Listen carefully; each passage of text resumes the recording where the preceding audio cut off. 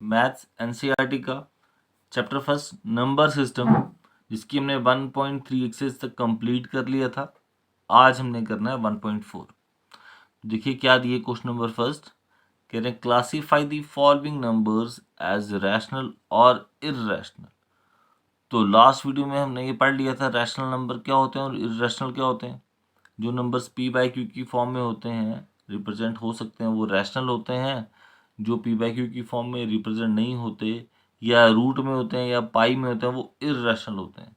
लेकिन रूट वाले में भी मैंने एक केस रखा था कि वो अंदर जो नंबर होगा रूट के वो परफेक्ट स्क्वायर होना चाहिए। एक दूसरा कंडीशन इस क्वेश्चन में हम देखेंगे, क्या रूट वाला अगर आपको कोई पार्ट दिया है तो क्या वो रैशनल हो सकता है या नहीं हो सकता। उसमें हम चेक करते हैं क्या वो किसी नंबर से प्लस हो रहा है, किसी नंबर से माइनस हो रहा है, मल्टीप्लाई डिवाइड हो रहा है, वो हम चेक करते हैं। तो यहाँ देखिए क्या दिया है, एक रैशनल दिया और एक इर्रेशनल। तो रैशनल और इर्रेशनल जब भी प्लस या माइनस होंगे तो उसका आंसर क्या आता है, इर्रेशनल आता है। तो पहला क्या आ जाएगा, ये इर्रेशनल नंबर। ठीक है, अब देखिए सेकंड पार्ट दिया है 3 + √23 -√23। तो जब मैं इसको सॉल्व करता हूँ तो इसका आंसर आता है 3 + √23। ब्रैकेट ओपन होगी तो ये माइनस का √23। अब देखिए प्लस का √23 माइनस का √23 कैंसल आउट हो गया। तो आंसर कितना आ गया हमारे पास यहाँ 3। और 3 तो हमें पता है क्या होता है, ये इज अ रैशनल नंबर। इसलिए मैंने आपको बोला कि हम अगले पार्ट में चेक करेंगे। रूट तो था और इर्रेशनल भी था, लेकिन देखो प्लस किससे हो रहा है, 3 से हो रहा है। रैशनल नहीं सर, आपने बोला रैशनल के और इर्रेशनल जब प्लस होगा तो इर्रेशनल आता है, इर्रेशनल तो आता है। बट आगे अभी क्वेश्चन और था ना सॉल्व करने के लिए, जब हमने सॉल्व किया तो ये दोनों कट गए तो आंसर क्या आ गया 3। तो ये क्या बन जाएगा, रैशनल बन जाएगा। ठीक है, नेक्स्ट पार्ट देखिए क्या दिया यहाँ पे, 2/7 √7/√7, 2 √7/7 तो ये √7 कट जाएगा, आंसर क्या आ जाएगा 2/7। तो ये क्या आ जाता है हमारा, रैशनल नंबर आ जाता है। ये भी हो गया क्लियर। अब अगला पार्ट देखते हैं क्या दिया यहाँ पे, 1/√2। तो देखिए √2 जो है इर्रेशनल नंबर है, जब वो रैशनल से डिवाइड हो रहा है तो इसका आंसर भी क्या आएगा, इर्रेशनल ही आएगा, irrational number. Clear. Last part जो दिया वो दिया पाई। तो हमें पता है जो पाई होता है, पाई हमेशा इर्रेशनल होती है, क्योंकि जब आप इसकी डेसिमल एक्सपेंशन करेंगे वो कैसी आती है, नॉन टर्मिनेटिंग नॉन रिपीटिंग। तो ये भी क्या आ जाएगा, इर्रेशनल नंबर। यहाँ पे हमारा फर्स्ट क्वेश्चन कंप्लीट हो गया। अब देखते हैं क्वेश्चन नंबर सेकंड क्या दिए। क्वेश्चन सेकंड में कह रहे हैं simplify each of the following expression. एक एक्सप्रेशन आपको दी है, इसको सिंप्लीफाई करना है। तो जैसे आप पहले मल्टीप्लाई करते हैं ना ब्रैकेट में, जैसे x+2, अगली ब्रैकेट में 2x+3, वैसा वाला ही है जैसे क्वेश्चन आते थे आपको 8th में भी 2x+3, 2x+5, कुछ भी ऐसा। तो हम उसको मल्टीप्लाई जैसे करते थे वैसे ही सेम करेंगे। आइडेंटिटीज अगर कहीं लगती हैं तो आइडेंटिटीज लगानी है आपने। तो क्या बन जाएगा इसमें देखिए, 3 + √3, 2 + √2। तो इसका मतलब 3 को भी 2 + √2 से करना है मल्टीप्लाई, और यहाँ पे प्लस, देखो करते क्या है, ये जो ये नंबर आता है ना 3, इसको इस पूरे से करना है एक बारी, फिर ये जो √3 आता है इसको भी वापस इस पूरे से मल्टीप्लाई करना है। तो √3 को भी करना था 2 + √2 से मल्टीप्लाई। तो देखिए क्या आंसर आएगा, जब 2 को 3 से करेंगे 6, 3 को किया 3√2 प्लस यहाँ आएगा 2√3। देखिए रूट और ये जो होल नंबर है ये कभी मल्टीप्लाई नहीं होते, तो ऐसे एज इट इज ही लिखना है आपको। अब √2 अगर रूट सेम है, स्क्वायर रूट है, ये भी स्क्वायर रूट है, तो मल्टीप्लाई हो जाएगा। तो क्या आंसर आएगा, √6। उसके बाद देखिए अब क्या करते हैं, लाइक टर्म्स कुछ हैं तो वो लिख लेते हैं, लेकिन जब मैंने यहाँ देखा तो इसमें मुझे कुछ भी लाइक टर्म दिखाई नहीं दी। ये 6 आ रहा है, यहाँ पे कांस्टेंट और कोई नहीं है। ये √2 वाली वैल्यू है, √2 वाली कोई नहीं है, √3 वाली है, √3 वाली कोई वैल्यू नहीं है, √6 है, √6 की कोई वैल्यू नहीं है। तो यहाँ पे हमारा आंसर यही आ जाएगा और आगे फर्दर ये सॉल्व नहीं होगा। अब देखते हैं इसका पार्ट सेकेंड क्या दिया, 3 + √3, 3 माइनस रूट 3। अगर आप ध्यान से देखिए यहाँ पे आइडेंटिटी लग सकती है a plus B a minus B. Using identity a plus B a minus B क्या होता है, a का होल स्क्वायर माइनस b का होल स्क्वायर। तो यहाँ पे बताना है आपने, हेयर a की वैल्यू कितनी आ रही थी 3 एंड b की वैल्यू आई है रूट 3। तो क्या आंसर आ जाएगा, a का स्क्वायर माइनस b का होल स्क्वायर। 3 का स्क्वायर 9, रूट 3 का स्क्वायर 3। कैसे आता है ये, रूट और ये स्क्वायर कैंसिल आउट हो जाएगा, आंसर 3 आ जाएगा। तो 9 माइनस 3 कितना आता है 6। तो आपका आंसर आ जाएगा 6। ठीक है स्टूडेंट्स, देखिए नेक्स्ट पार्ट क्या दिया हुआ है, 2 प्लस रूट 5 का स्क्वायर दिए। तो यहाँ पे क्लियरली हमें दिखाई दे रहा है a प्लस बी का होल स्क्वायर आइडेंटिटी यूज हो सकती है। a plus B whole square identity क्या है, a का होल स्क्वायर प्लस b का होल स्क्वायर प्लस 2ab। और यहाँ पर जब भी ऐसे करो क्वेश्चन आया ना, पहले आइडेंटिटी लिखिए, फिर बताइए यहाँ पे a और b की वैल्यू क्या है। a की वैल्यू आती है रूट 5, b की वैल्यू आती है रूट 2। तो अब ये आइडेंटिटी हम यहाँ लगा देंगे, ये आ जाएगा a स्क्वायर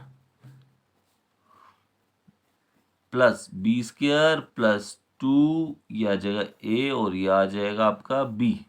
ठीक है स्टूडेंट्स, ये आ जाएगा रूट 5 का स्क्वायर कितना आता है 5, रूट 2 का स्क्वायर 2। और ये देखो अब ये रूट वाला ही मल्टीप्लाई होगा, ये मल्टीप्लाई नहीं होगा, इसके साथ ये एज इट इज आएगा। रूट 5 इंटू रूट 2 10, तो आ जाएगा 2 रूट 10। तो जब सॉल्व करेंगे 5 प्लस 2 कितना आ जाएगा 7 प्लस 2 रूट 10, ये इसका आंसर आ जाएगा। स्टूडेंट्स होप सो यहाँ तक क्लियर हो गया होगा। तो देखिए इसका लास्ट पार्ट अभी है root 5 minus root 2, root 5 plus root 2। अगर आप क्वेश्चन को देखते हैं तो ये a minus B a plus B वाली आइडेंटिटी लग रही है। Using identity a minus B a plus B, आप a प्लस बी पहले भी लिख सकते हैं, कोई फर्क नहीं पड़ेगा, सेम है। ये किसके इक्वल होता है, a का होल स्क्वायर माइनस b का होल स्क्वायर। वैसे ही यहाँ वैल्यू बताएंगे, a की वैल्यू कितनी आ रही है रूट 5, b की वैल्यू कितनी आ रही है रूट 2।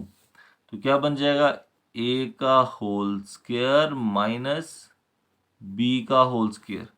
तो a का होल स्क्वायर क्या आएगा 5, b का होल स्क्वायर कितना आ जाएगा 2, स्क्वायर और रूट कैंसिल, स्क्वायर और रूट कैंसिल। तो आंसर कितना आ जाएगा इसका 3। स्टूडेंट्स होप सो यहाँ तक आपको सारा क्लियर हो गया होगा। अब देखते हैं नेक्स्ट क्वेश्चन।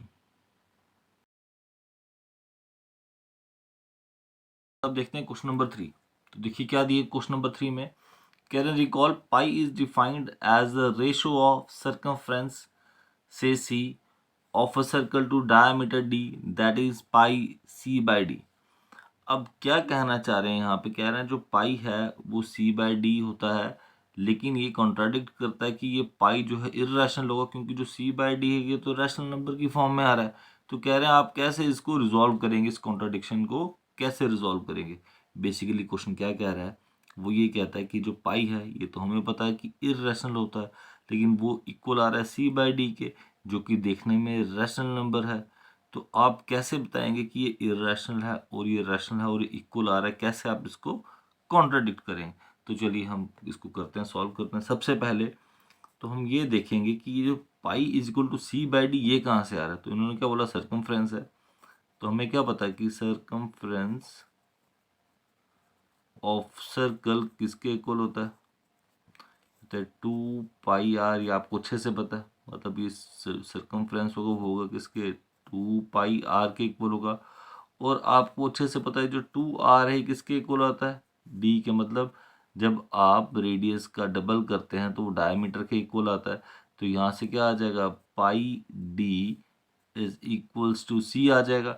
तो यहीं से हमारी वैल्यू जनरेट होती है, ये वाली C by D is equals to pi. ठीक, अब देखिए ये जो pi is equals to C by D आया, पाई कौन सी वैल्यू है इर्रेशनल है, और ये क्या हमें दिख रहा है, ये हमें रैशनल दिख रहा है, तो ये कैसे इक्वल होंगे यही हमें इसमें बताना है, इसी को कॉन्ट्राडिक्ट करना है कि ये दोनों इक्वल नहीं है बट ये क्या है, इर्रेशनल। अभी कैसे आता है तो देखिए हम यहाँ पे क्लियर करते हैं इसको। अब देखो पाई की वैल्यू क्या रहती है, पाई की जो वैल्यू है वो आती है 22/7। अब सर 22/7 ये तो एक रैशनल नंबर है, क्योंकि ये p/q की फॉर्म में आ रहा है, तो ये क्या है, एक रैशनल नंबर है। बट ये जो 22/7 आती है ये एक अप्रोक्सीमेट वैल्यू होती है, ये कोई एक्चुअल वैल्यू नहीं है। ये हम क्योंकि जब अभी आप आगे मेंसुरेशन चैप्टर करेंगे जहाँ पे आपने सर्कमफ्रेंस निकालना है, एरिया निकालना है, जहाँ पे पाई की वैल्यू होती है, वहाँ पे कहीं पे हम पाई की वैल्यू जो है वो 3.14 लेते हैं, क्योंकि 3.14 भी टर्मिनेटिंग नहीं है, ये आगे चलती जाती है वैल्यू, ये non terminating non repeating value है।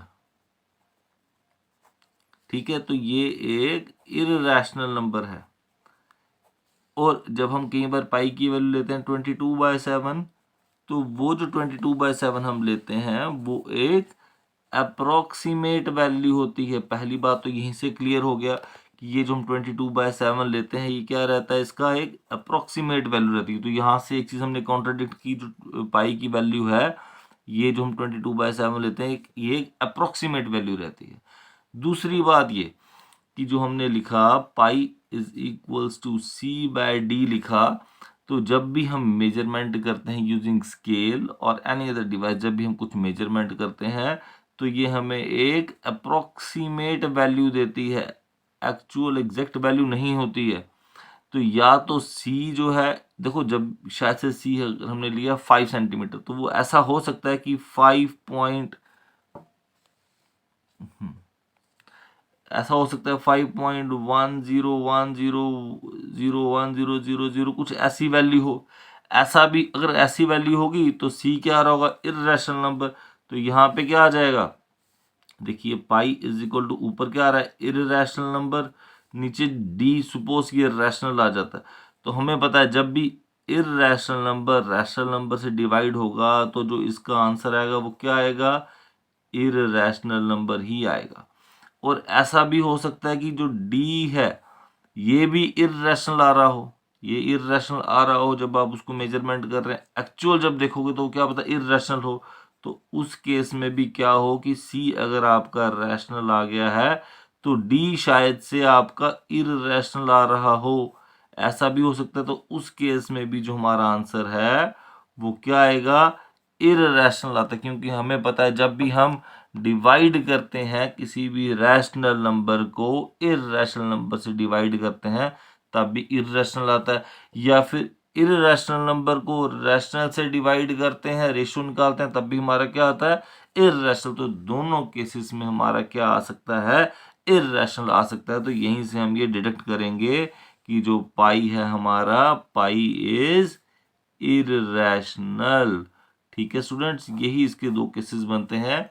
एग्जाम में बड़ा कम क्वेश्चन आता है बट आपको बेसिक क्लियर होना चाहिए था। तो हमने क्या किया, हमने देखा कि जो 22/7 है ये एक अप्रोक्सीमेट वैल्यू है पाई की, p/q की फॉर्म में तो है बट ये अप्रोक्सीमेट वैल्यू, क्योंकि जो इसकी एक्चुअल वैल्यू थी वो थी इसकी 3.14 समथिंग, चलता जाएगा। तो वहां से भी हमने बताया कि ये एक इर्रेशनल नंबर है, लेकिन हमने इसकी ये अप्रोक्सीमेट वैल्यू ली है, पहला केस। दूसरा केस ये रहता है कि जब भी ये pi is equal to c/d आ रहा है तो शायद से जो c है वो इर्रेशनल हो, शायद से जो d है वो इर्रेशनल हो, क्योंकि जब भी हम स्केल से या किसी और डिवाइस से जब मेजरमेंट करते हैं तो वो हमें एग्जैक्ट वैल्यू नहीं देता, वो एक अप्रोक्सीमेट वैल्यू रहती है। तो उसमें हो सकता है कि c जो है वो इर्रेशनल हो। c अगर इर्रेशनल आया तो तब भी आंसर क्या होगा, इर्रेशनल। अगर d इर्रेशनल आता है, देखो C pi is equal to c/d, अगर d इर्रेशनल आया तब भी आंसर क्या आएगा, इर्रेशनल। तो यहां से हमने क्या कंक्लूड किया कि जो हमारा पाई है वो क्या होगा, एक इर्रेशनल नंबर होगा। ठीक है स्टूडेंट्स, अब चलते हैं अगले क्वेश्चन की तरफ। चलिए स्टूडेंट्स करते हैं क्वेश्चन नंबर 4। क्या दिया यहाँ पे, रिप्रेजेंट √9.3 ऑन नंबर लाइन। अभी तक देखिए जो हमने नंबर लाइन पे क्वेश्चंस किए थे, जितने भी किए थे, उसमें क्या आ रहा था कि √2 को रिप्रेजेंट करिए, √3 को करिए, √5 को करिए, सो ऑन, ऐसे क्वेश्चंस थे। उसमें हमारा ये डेसिमल में नहीं आता, ये हमारा रूट में जो थे हमारे नेचुरल नंबर से, डेसिमल नहीं आता। जब भी डेसिमल आएगा तो उस केस में क्या करना है, अब हम देखते हैं। तो देखिए जो भी आपको यहाँ पे रूट में वैल्यू दी है, डेसिमल में जो भी वैल्यू दी है, जैसे 9.3 दिया हुआ है डेसिमल में, तो आपने क्या करना है, एक लाइन सेगमेंट ड्रॉ कर लेनी है। जैसे 9.3 है तो आपने क्या करना है, ध्यान से देखिए, आपने कम से कम इससे 3 to 4 centimetre extra line draw करना, ठीक है। जैसे 9.3 है ना, तो मैं कितनी करूँगा, लेकिन आपने मार्किंग्स करनी है। ये ध्यान से देखिएगा, मैंने ये लाइन ड्रॉ कर दी, ये 0 से स्टार्ट किया, मैंने सपोज 13 सेंटीमीटर की लाइन ड्रॉ कर दी। अब एक आपने मार्क करना है 9.3 पे, फिर आपने एक करना है 10.3 पे। ये याद रखना है आपने कि 1 सेंटीमीटर का आपने गैप देके एक मार्क लगा देना, बस इतना से याद रखना। अब इसकी नेमिंग कर दो, ये आ जाएगा ए पॉइंट, ये आ जाएगा आपका बी पॉइंट, ये आ जाएगा आपका सी पॉइंट। ठीक है स्टूडेंट्स, यहाँ तक क्लियर हो गया। सबसे पहले हमने क्या किया, एक लाइन सेगमेंट लाइन ड्रॉ कर रहे हैं हम। जितना भी आपको दिए, जैसे 9.3 दिया हुआ आपको, तो आपने इससे 3 से 4 सेंटीमीटर एक्स्ट्रा लाइन ड्रॉ करनी है, वो बताऊंगा क्यों करनी है, और फिर मार्क कर देना है। अब देखो यहाँ से जो ए से बी था, ये हमारा था 9.3, ए से बी जो आ रहा है ये हमारा 9.3 आ रहा है, यहाँ से लेकर यहाँ तक 9.3, और ये जो आ रहा है ये हमारा कितना आ रहा है, 1 सेंटीमीटर ये आ गया। यहाँ तक स्टूडेंट्स क्लियर हो गया। उसके बाद क्या करना है, हमें ड्रॉ करना है ए सी का परपेंडिकुलर बाइसेक्टर। अब परपेंडिकुलर बाइसेक्टर कैसे ड्रॉ करते हैं आप सबको पता है, मोर देन हाफ ओपन करना है कंपास, ऊपर और नीचे आर्क लगानी है दोनों साइड, दोनों तरफ से। एक बार सी से लगाई है और एक बारी ए से लगा लेनी है, ठीक है। एक बारी यहाँ से लगाएंगे तो यहाँ से हमारा क्या हो जाएगा, परपेंडिकुलर बाइसेक्टर ड्रॉ हो जाएगा। परपेंडिकुलर बाइसेक्टर क्या होता है, ऐसी लाइन जो कि जिस लाइन पे हम बना रहे हैं उसको दो बराबर हिस्सों में बांट रही होगी, और जहाँ पे ये काट रही है वहाँ पे 90 डिग्री भी बनता है दोनों साइड पर।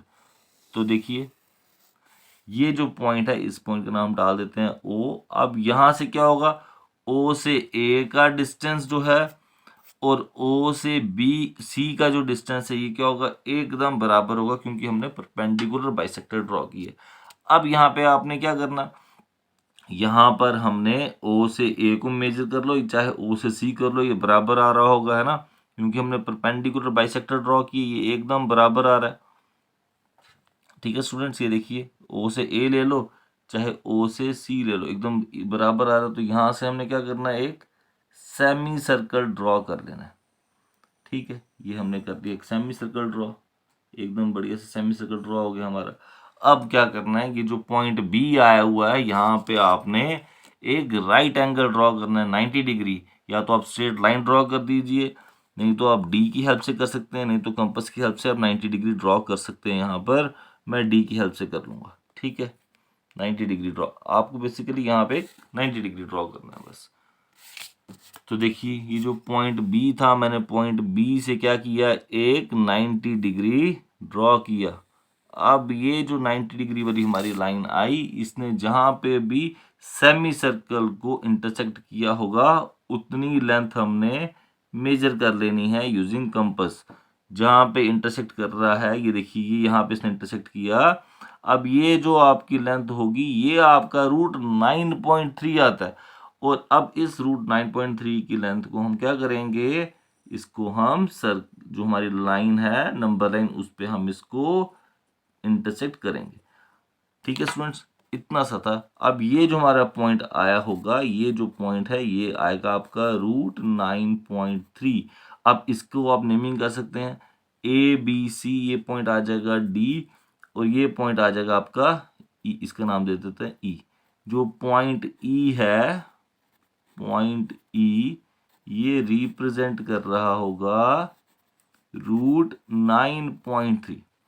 अब सर ये कैसे आया, अब इसकी आपको एग्जाम में जस्टिफिकेशन भी आती है, ठीक है। तो यहाँ से मैं इसको भी ज्वाइन कर देता हूँ एक बारी, ठीक है। तो यहीं से, क्योंकि हमने जो जस्टिफिकेशन करनी है हमने यहीं से करनी है ज्वाइन, यहीं से हमने जस्टिफाई करना है। अब एक चीज़ देखिए यहाँ पे, ओ अगर मैं इसको ये सेमी सर्कल मान रहा हूँ तो ओ ए बी क्या आएगा, यहाँ पे ये रेडियस आ रहा है। ओ से सी ये भी क्या आ रहा है, सारा एक रेडियस आ रहा है ओ से सी तक का, और ये ओ से डी ये भी क्या आ रहा है, एक रेडियस। मतलब इन सब की लेंथ बराबर होगी। और ये जो ओ बी होगा इसकी लेंथ क्या होगी, सिर्फ 1 सेंटीमीटर कम, क्योंकि अगर ओ से सी हम लेते हैं तो ये ओ बी जितना भी होगा ये 1 सेंटीमीटर क्या होगा, कम होगा। अब इसकी थोड़ी जस्टिफिकेशन कर देते हैं यहीं पे, ठीक है। तो चलो, होप सो यहाँ तक आपको सारा समझ आ गया होगा। ये जो लेंथ आएगी ना, बेसिकली जो लेंथ बी ई लेंथ थी, बी ई जो आती है ये आती है हमारी √9.3 लेंथ आती है। पॉइंट ई को मैंने बोला, जो पॉइंट ई ये वाला जो पॉइंट होगा ये 9.3 का आएगा, लेकिन जो लेंथ है वो बी डी या बी ई दोनों सेम लेंथ है, तो ये 9.3 आती है। बेसिकली हमने जो यहाँ पे प्रूव किया वो हमने ये प्रूव किया सॉरी, जो हमने प्रूव किया है जो बी डी है, बी डी ये हमारा √9.3 हमने निकाला। अब ये कैसे निकाला है वो मैं आपको सारा जस्टिफाई करके प्रूफ करके बताता हूँ। तो चलो देखिए, करते हैं स्टार्ट, ठीक है। पहले हाँ, यहाँ पे मैं आपको वैल्यूज लिख के बता देता हूँ कैसे कैसे कौन कौन सी वैल्यू, यहाँ से देखते हैं, ठीक है। तो चलिए यहाँ देखिए क्या आ रहा था, हेयर जो हमारा ए सी है वो कितना आ रहा था, क्योंकि यहाँ तक 9.3 था तो ए सी कितना है हमारा 10.3 आ गया ए सी, यहीं पे निकालूंगा। ओ ए इज इक्वल टू ओ सी होगा, क्योंकि हमने परपेंडिकुलर बाइसेक्टर ड्रॉ किया था, और ओ डी भी इक्वल होगा क्योंकि ये भी रेडियस आ रहा है, और ये कितना होगा, हाफ होगा किसके, ए सी के हाफ होगा। तो ये कितना आ जाएगा, ए सी हमारा कितना आया था 10.3, जब मैं इसका हाफ करूंगा तो कितना आ जाएगा, ये 5.15। इसका मतलब ओ ए की लेंथ ले लो, चाहे ओ सी की लेंथ ले लो, चाहे ओ डी की लेंथ ले लो, ये सभी कितनी आ रही होंगी, इन सब की जो लेंथ है वो कितनी आ रही होगी, 5.15। इन सब की लेंथ आ रही होगी 5.15। अब यहां से अगर मुझे इस ओ बी की लेंथ अगर निकालनी है तो ओ बी की लेंथ कैसे निकलेगी, ओ सी में से अगर मैं बी सी को क्या कर दूं, ओ सी में से मैं बी सी को अगर क्या कर दूं, माइनस कर दूं, तो ओ सी की लेंथ मैंने भी निकाली कितनी 5.15, बी सी है 1 सेंटीमीटर। अगर मैं इसको माइनस कर दूं तो आंसर कितना आ जाएगा इसका, ओ बी आ जाएगा हमारे पास, O B is equals to 4.15। बस हमें ये दो लेंथ चाहिए थी, तो यहां से हम अपना आंसर निकालेंगे। देखो हमें क्या क्या चाहिए था, अगर मैं ये एक राइट ट्राइंगल ले लूं, कौन सा, ओ बी डी, एक राइट ट्राइंगल ले लूं, तो मुझे इस ओ बी की लेंथ चाहिए थी, वो मैंने निकाल ली, कितनी आई है 4.15, और ओ डी की लेंथ हमारे पास कितनी है, अभी मैंने आपको निकाल के बताया 5.15। अब इस ट्राइंगल में मैंने लगाऊंगा, मैं पीजीटी यूज करूंगा, और फिर आंसर निकाल के देखता हूं जो हमारा बी डी है क्या ये √9.3 आ रहा है या नहीं आ रहा है। ठीक है स्टूडेंट्स, अब हम इसको सॉल्व करेंगे, चलिए देखते हैं। चलो यहां से करते हैं स्टार्ट बाय यूजिंग ट्राइंगल ले लेते हैं। कौन सा ट्राइंगल लेना है हमने, इन ट्राइंगल, देखो इन ट्राइंगल कौन सा, ये ओ बी डी ट्राइंगल, मैंने आपको ऑलरेडी फिगर दिखा दी है। ओ बी डी ट्राइंगल में बाय यूजिंग पीजीटी, पीजीटी का हमने इस्तेमाल करना है इसमें। तो क्या क्या आ जाएगा इसमें, ओ डी का square is equals to O B का स्क्वायर प्लस बी डी का स्क्वायर। आप वीडियो को, अगर किसी को नहीं समझ आ रहा होगा, वीडियो को वापस से थोड़ा सा बैक करेंगे तो आपको पूरी फिगर दिखाई दे जाएगी। मैं आपको एंड में भी दिखा दूंगा, आपको दिखा भी दिए। ओ डी की लेंथ कितनी है हमारे पास 5.15 का स्क्वायर आया। ओ बी कितना आया था, ओ बी हमने निकाला था 4.15 ये आया था। और बी डी हमें निकालना था, जो कि मैंने ऑलरेडी आपको बताया कि ये √9.3 आता है। और अब हम कर रहे हैं कि ये आता कैसे, ये इसकी जस्टिफिकेशन है सारा, ये आता कैसे है, ठीक है। तो जब आप इसका स्क्वायर करते हैं ना 5.15 का जब आप ये स्क्वायर करेंगे तो आपके पास जो 6.5225 इसकी वैल्यू आ जाती है। और जब आप 4.15 की सीधा जब आप 4.15 की वैल्यू निकालेंगे तो ये आती है 17.2225, ये इसकी वैल्यू आ जाएगी, प्लस बी डी का स्क्वायर आ जाएगा। अब ये प्लस जब यहाँ आएगा तो माइनस हो जाएगा 26.5225 minus 17.2225 is equals to B D square. यहाँ से जब आप बी डी स्क्वायर की वैल्यू निकालोगे तो ये जब इसको माइनस करते हो तो आता है 9.3 और करके जब मैं लिख दूं B D square is equals to 9.3, यहाँ तक क्लियर। और जब ये स्क्वायर वहां जाके शिफ्ट होगा तो बी डी की वैल्यू कितनी आ जाएगी, is equals to root 9.3। Students ये हमने जस्टिफिकेशन भी की। जस्टिफिकेशन कैसे की है सारी हमने, देखो यहाँ से हमारी बी डी की वैल्यू कितनी आ जाएगी, रूट 9.3। आपको मैंने पूरा जस्टिफाई करके पूरा प्रूफ करके बताया है कि कैसे। तो सिंपल सा था, इसमें हमने सिर्फ पीजीटी का इस्तेमाल किया और हमने इसकी वैल्यू फाइंड कर ली। देखो एक बार वापस से दिखा देता हूं मैं आपको क्या किया हमने। यहाँ पे देखो ओ से सी हमें दिया था 5.5, ओ से बी निकाल लिया 4.5 और ओ से डी भी कितना था 5.5। अब सर ये 5.5 आया कहाँ से था, ये हमारी पूरी वैल्यू ए सी जो थी वो 10.3 थी। परपेंडिकुलर बाइसेक्टर ड्रॉ किया था, उसने इस पूरी लाइन को दो बराबर हिस्सों में बांटा था, ये भी 5.15। यहाँ से लेकर सी तक ओ से सी ये भी 5.15 था, तो ओ से डी भी क्या आएगा 5.15, क्योंकि ये भी क्या है रेडियस है। ओ से बी आ गया 4.15, ये 5.15। इस ट्राइंगल में जब हमने पीजीटी का यूज़ किया, मैंने आपको पूरा प्रूफ करके बताया, तो वहां से हमारा बी से डी की जो लेंथ है वो आ गई रूट 9.3।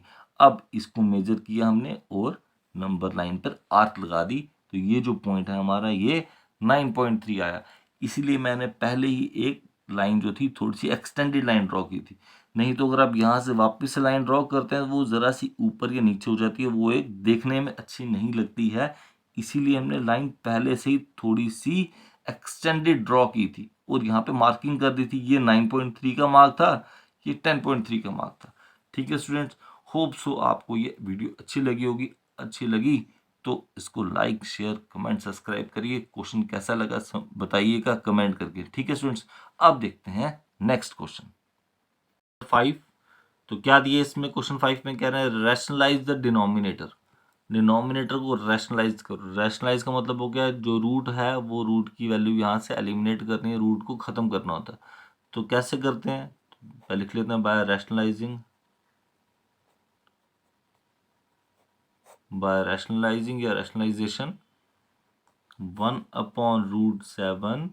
तो कैसे करना है, देखो जो भी नीचे रूट वाली वैल्यू है अगर वो सिंगल टर्म है, कुछ प्लस या माइनस नहीं हो रहा, तो सेम टर्म ऊपर मल्टीप्लाई कर दो और सेम टर्म को नीचे यहाँ पे डिवाइड कर दीजिए।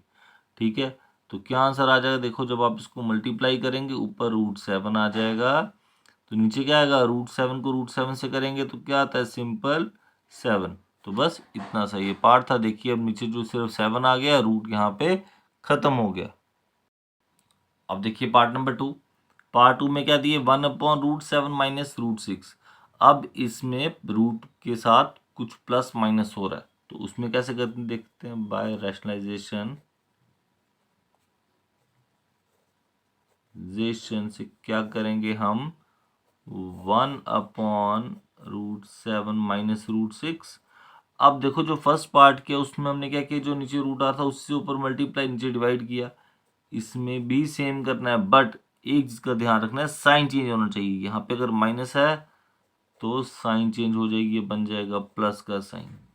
तो उससे ऊपर मल्टीप्लाई भी और नीचे डिवाइड भी करना है। तो जब आप इसको सॉल्व करेंगे तो 1 से जब मल्टीप्लाई करेंगे तो answer same as it is यही आ जाएगा, √7 प्लस √6 आ जाता है। और जब आप यहाँ पे देखते हैं ध्यान से तो आइडेंटिटी लग रही है ए minus B A plus B, तो जो भी आइडेंटिटी लग रही है साइड पे लिख दिया करिए, ए plus B A minus B ए का होल स्क्वायर माइनस बी का होल स्क्वायर। तो यहाँ पे क्या आ जाएगा, √7 का होल स्क्वायर माइनस √6 का होल स्क्वायर। तो जब आप इसको सॉल्व करेंगे तो आंसर आता है √7 प्लस √6 अपॉन √7 का स्क्वायर करेंगे तो 7, √6 का स्क्वायर करेंगे तो 6। तो आंसर क्या आ जाएगा, √7 प्लस √6 अपॉन 1।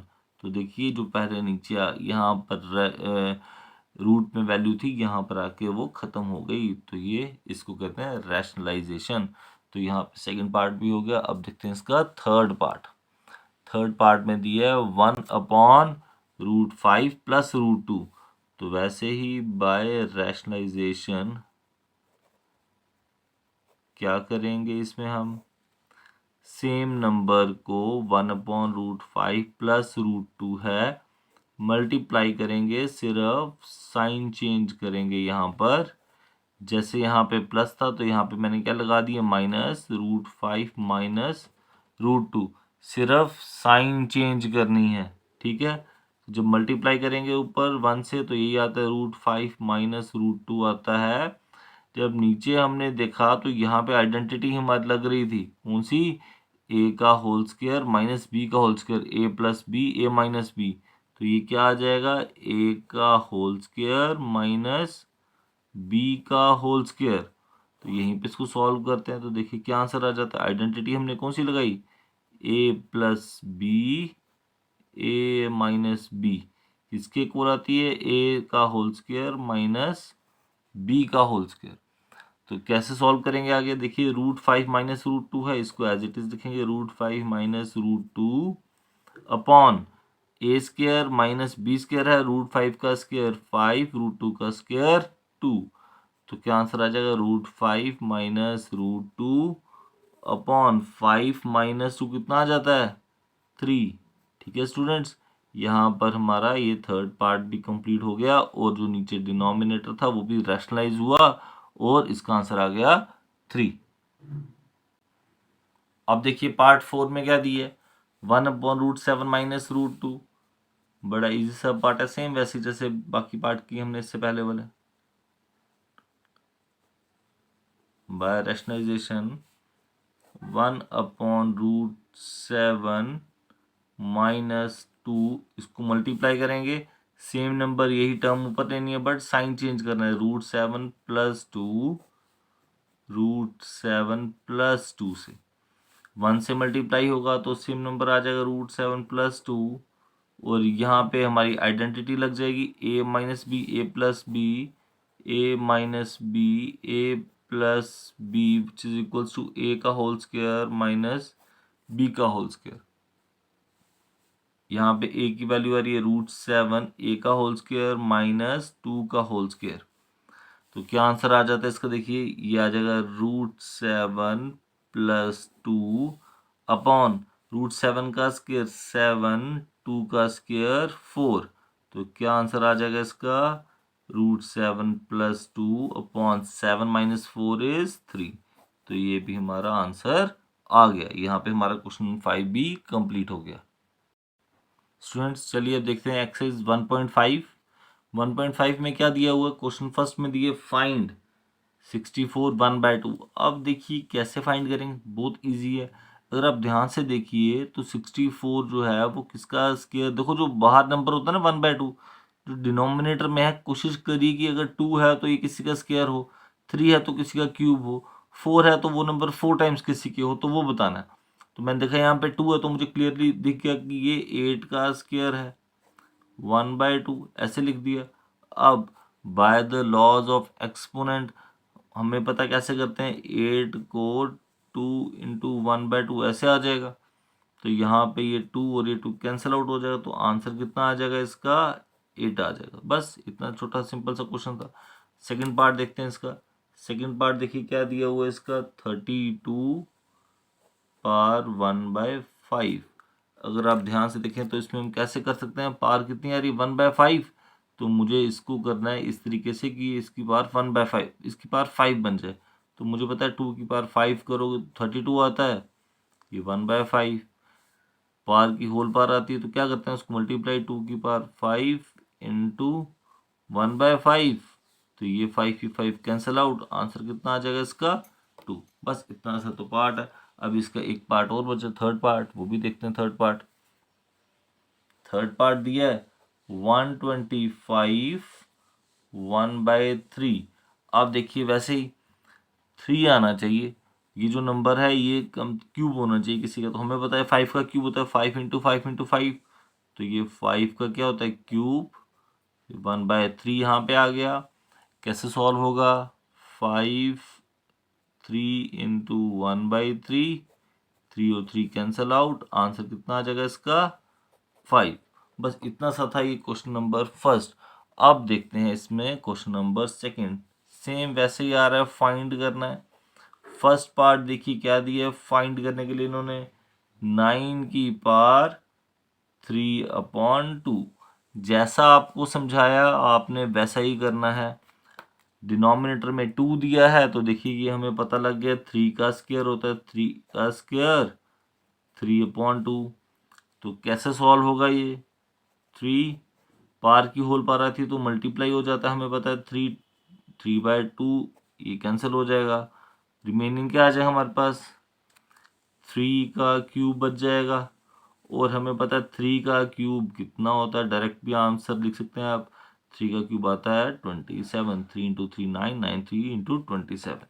ठीक है स्टूडेंट्स, ये भी हो गया क्लियर, यहाँ पे खत्म।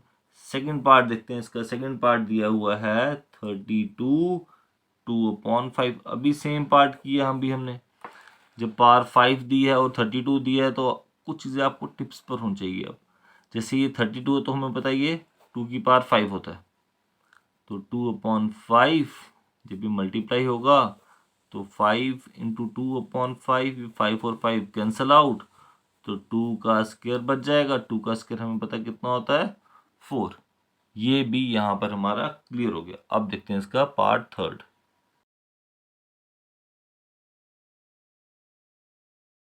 दिया हुआ है 16 3/4, तो वही 4 आ गया, तो हमें पता चल गया क्या है ये, 2 की पावर 4 करो तो 16 आता है, ऊपर से आ जाएगा 3/4 इसकी पावर, तो 2 4 इंटू 3/4, 4 और 4 कैंसिल आउट, 2 की पावर आ जाएगी 3, तो 2 की पावर 3 क्या आता है आंसर 8।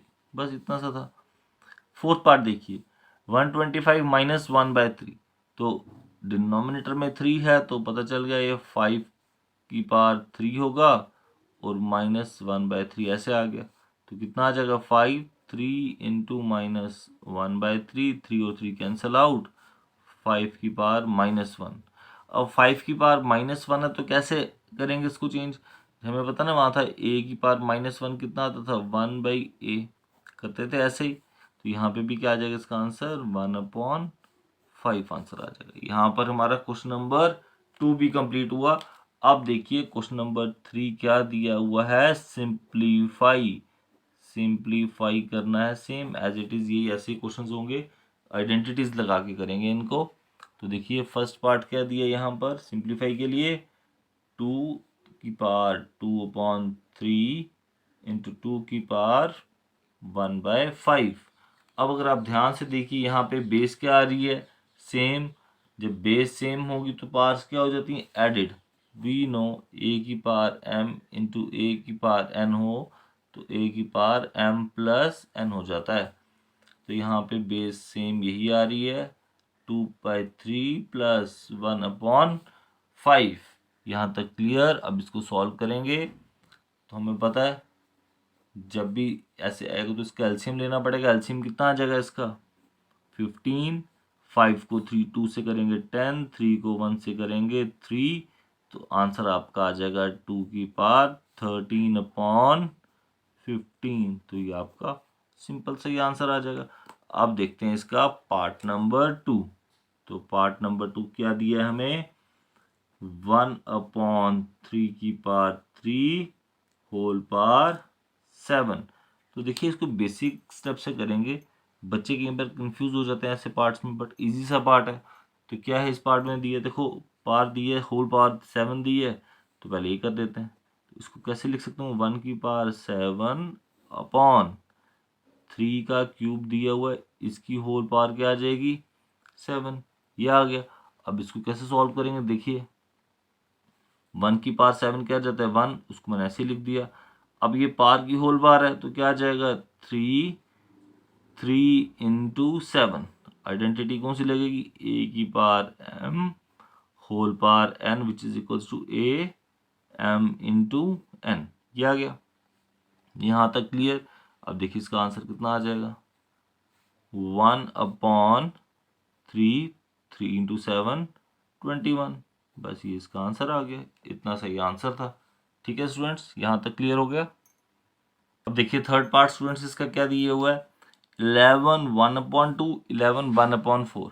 तो यहाँ पे हमें क्लियर दिख रहा है बेस सेम है, और डिवीजन वाला केस है तो पावर सब्ट्रैक्टेड हो जाएंगी। तो ए की पावर m डिवाइडेड बाई ए की पावर n, ए m माइनस n हो जाता है। तो कितना आ जाएगा 11 होल पावर 1/2 माइनस 1/4। तो 11, 2 और 4 का एलसीएम कितना आ जाता है, हमें पता है 4 आएगा। अब 4 को 2 से डिवाइड करोगे 2 इंटू 1 2, 4 को 4 से डिवाइड किया 1 इंटू 1 1। तो कितना आंसर आ जाएगा 11 1/4, ये इसका आंसर आ जाएगा। ठीक है, अब देखते हैं इसका लास्ट पार्ट, फोर्थ पार्ट क्या दिया हुआ है, 7 1/2 इंटू 8 1/2। अब देखिए ये कौन सा पार्ट आ गया, इसमें हमारी पार्स सेम है, बेस अलग अलग है। तो हमें पता है जब पार सेम हो और बेस अलग अलग हो तो कौन सा आइडेंटिटी आती है, ए की पावर m इंटू बी की पावर m। तो क्या आता है, ये ए बी की होल पावर m, दोनों नंबर्स मल्टीप्लाई हो जाएंगे और पावर इनकी एक ही आएगी। तो कितना है 8 इंटू 7, 8 7 56 की पावर 1/2। अभी आगे सॉल्व नहीं होता क्योंकि डिनोमिनेटर में 2 आ रहा है और ये किसी का स्क्वायर नहीं होता, तो इसीलिए इसका आंसर यही आएगा। यहाँ पर हमारी एक्सरसाइज भी खत्म हो गई और ये यूनिट भी।